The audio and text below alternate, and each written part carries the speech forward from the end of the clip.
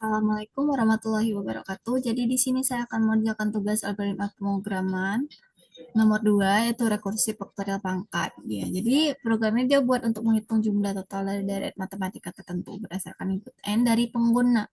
Program menggunakan dua fungsi rekursi yaitu faktorial untuk menghitung nilai faktorial sebuah bilangan dan pangkat untuk menghitung hasil dari perpangkatan. Di dalam fungsi utama, program melakukan pengulangan dari i sama dengan 0 hingga n kurang 1, di mana pada setiap iterasi program menghitung hasil dari dari i plus 1 faktorial yang dipangkatkan dengan n kurang i.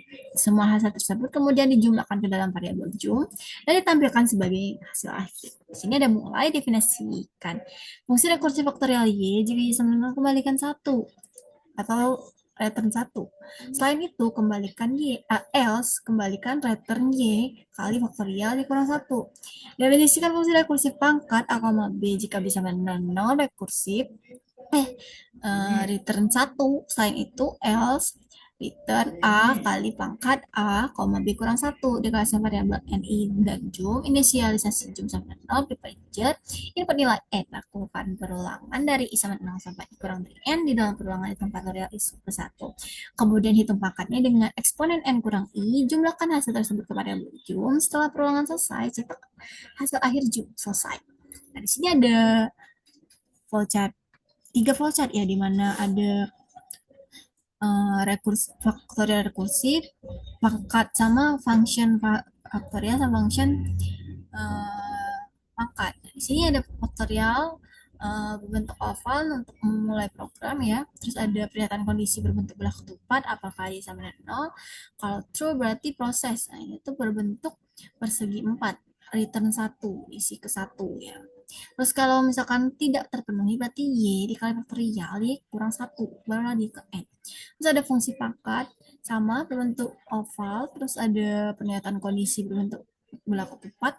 Terus ada kalau misalkan true di ini return 1, kalau false berarti return a kali pangkat a, B nomor 1 baru ke n. Terus ada fungsi main-nya di mana bentuk oval untuk memulai program, terus ada persegi panjang inisialisasi jumlah dengan 0, terus ada disuruh input n, ada perulangan di mana berbentuk persegi 1, 2, 3, 4, 5, 6, 6. Kalau misalkan terpenuhi I sama dengan 0 to N-nya, berarti dia jum plus sama dengan pangkat faktorial I plus 1, N kurang 1.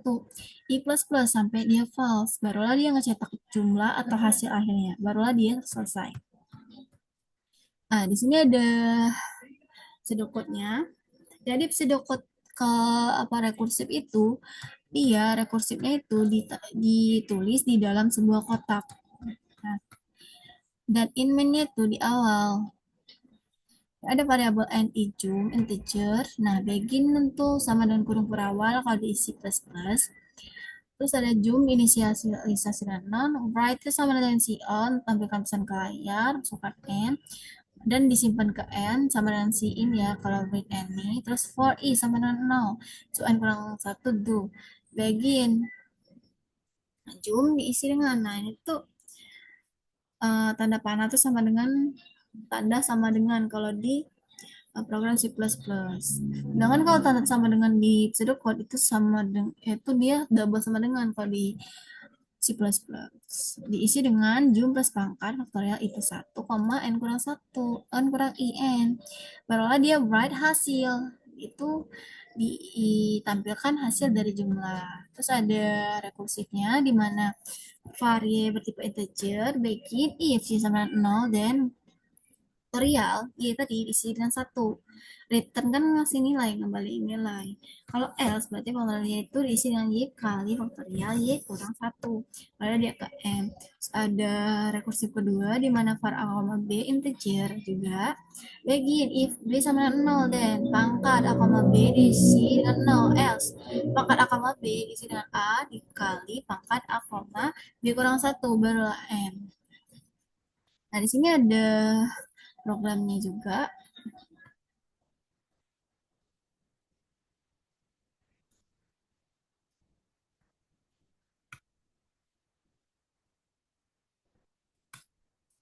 Nah, ini ada programnya.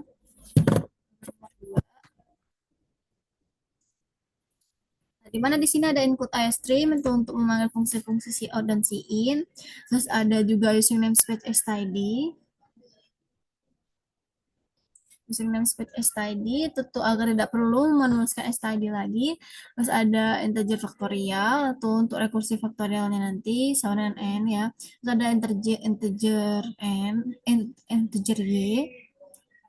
Terus ada if, apakah y sama 0, return 1.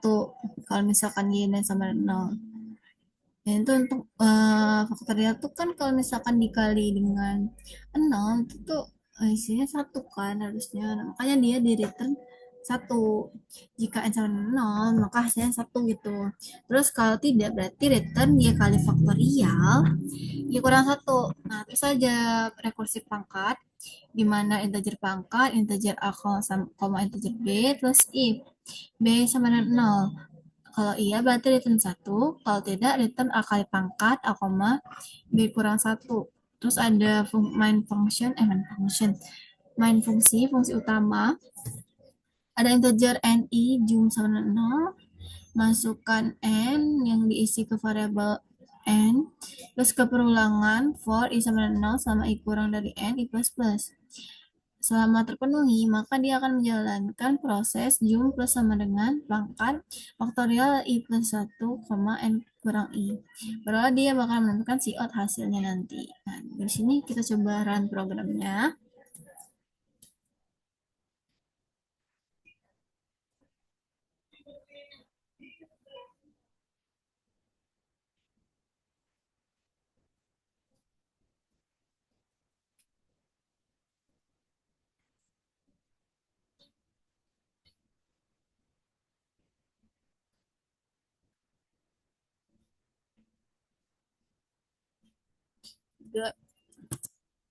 Kenapa hasilnya 11? Kenapa hasilnya 11? Nah, di sini ada penjelasannya. Di sini sudah kejelasin. Gimana kalau misalkan kita input 3 nih?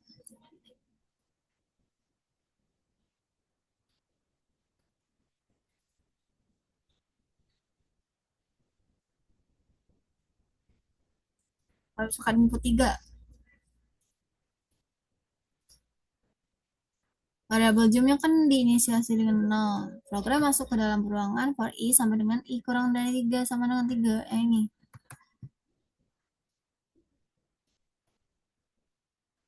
Nah, di sini iterasi i sama dengan 0. Hitung hasil dari pangkat faktorial 0 plus 1, 3 kurang 0.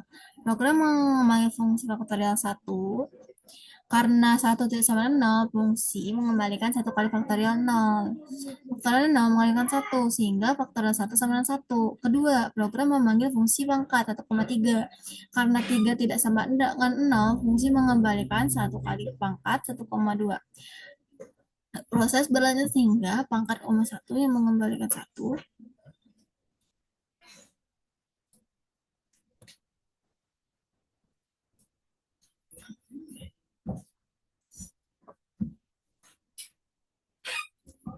Hasil pangkat 1,3 adalah 1. Variabel jum sekarang menjadi 0 plus 1 sama dengan 1. Nah, ini untuk iterasi yang pertama. Lanjut ke iterasi yang kedua, i sama dengan 1. Program menghitung hasil dari pangkat faktorial 1 plus 1, 3 dikurang 1. Pertama, program memanggil fungsi faktorial 2, karena ini 1 tambah 1 sama dengan 2. Nah, ini tadi. I sama tambah 1 kan, 1 tambah 1 sama dengan 2. N kurang I. N tadi 3 dikurang I 1. Gitu. Hasilnya adalah 2 dikali 1 dikali 1 sama dengan 2. Kedua, program memanggil fungsi pangkat 2,2. Hasilnya adalah 2, kali 2 kali 1 sama dengan 4. Variabel jum sekarang menjadi 5. 1 ditambah 4 sama dengan 5. Terus lanjut ke iterasi 3, i sama dengan 2. Program menghitung hasil dari pangkat faktorial 2 plus 1, 3 kurang 2. Pertama, program memanggil fungsi faktorial 3. Hasilnya adalah 3 kali 2 kali 1 kali 1 sama 6. Kedua, program memanggil fungsi pangkat 6,1. Hasilnya 6 kali 1 sama 6. Nah, pada bajum sekarang menjadi 5 plus 6 sama dengan 11. Nah, selesailah perulangannya. Kondisi I sama dengan kurang dari 3 tidak ternilai lagi karena I sekarang bernilai 3. Program keluar dari perulangan, program mencetak hasil. Nah, hasilnya tuh 11 tadi, diikuti dengan nilai jumlah terakhir. Dan akan menampilkan hasil sama dengan 11. Barulah programnya selesai. Oke, mungkin segitu saja. Wassalamualaikum warahmatullahi wabarakatuh.